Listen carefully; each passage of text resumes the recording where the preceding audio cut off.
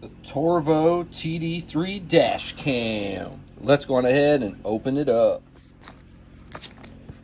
Before I open this, I just want to show you all the capabilities that this has, from 4K HD video, 5G Wi-Fi, super night vision, parking, monitoring, front and rear recording, and built-in GPS. Now let's go on ahead and open it up.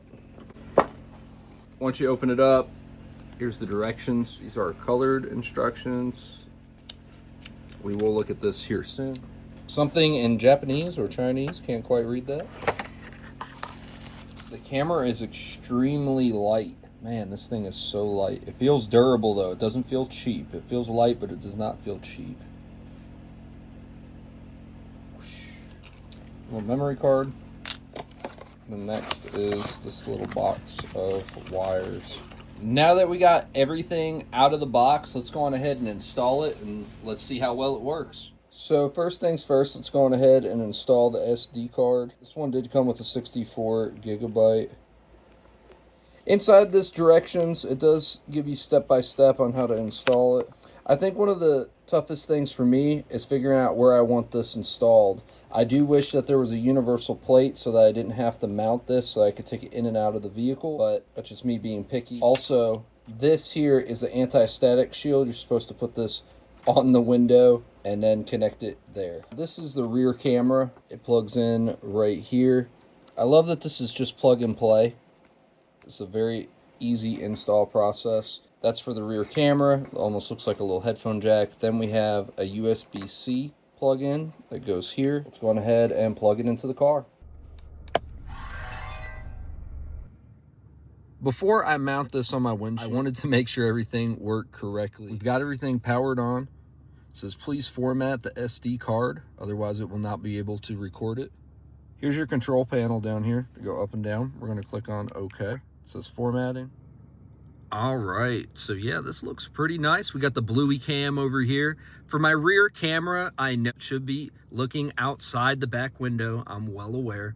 But for this situation, this is a baby bluey cam for me. The next part of this is setting up the app. All right, so this is how you actually connect to the app. First thing we're gonna do is go over to our menu. We're gonna scroll up. As you can see here, there's 5G Wi-Fi and Wi-Fi app. You wanna make sure both of those are enabled. Next thing you wanna do is download the app, the vidder. Now that you have the app installed, you wanna click on add camera.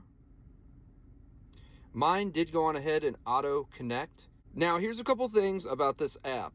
This app connects to the camera via Wi-Fi. This camera cannot be accessed over the internet. I know that sounds a little confusing because you're actually connecting to the device via Wi-Fi. So the reason why they do that is because you can download and upload quicker. Up top, you can see that it's recording. It has all your coordinates. It has the date. It has the time.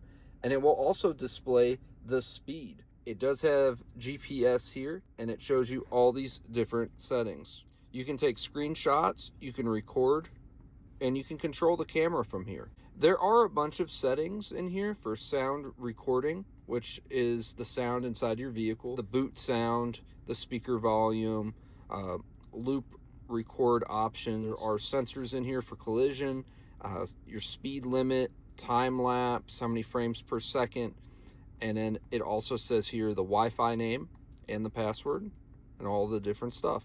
And you can also factory reset. Now, I just want to show you this. When you click on the file folder, this is where you can access all your saved footage. As you can see here, I was on the highway. I just want to show you the footage. It has your current altitude, how fast you are going, on the map, the date, the time, your coordinates, and also where at on the map that you are, where you're traveling. All this is saved on your logs, so it has everything. If you want to, you can also download this footage. You just click on download. You can also crop it, screenshot it, and delete it. If you want to go in full screen, you just tap right up here, hit that button, and boom, there you go. That's the footage on the phone. The only thing that's misleading with this is that you cannot remote into this dash cam without having the app open footage. So it's not really online. So, and also you cannot connect this to a hotspot. It has to be used with the app on a device. So yeah, guys, like, comment, subscribe. If you would like to purchase this, there's a link down in the description below to purchase this. Please use my link to show support. This your boy Endless. If you have any questions, put them down in the comment section below. It's your boy Endless. Peace.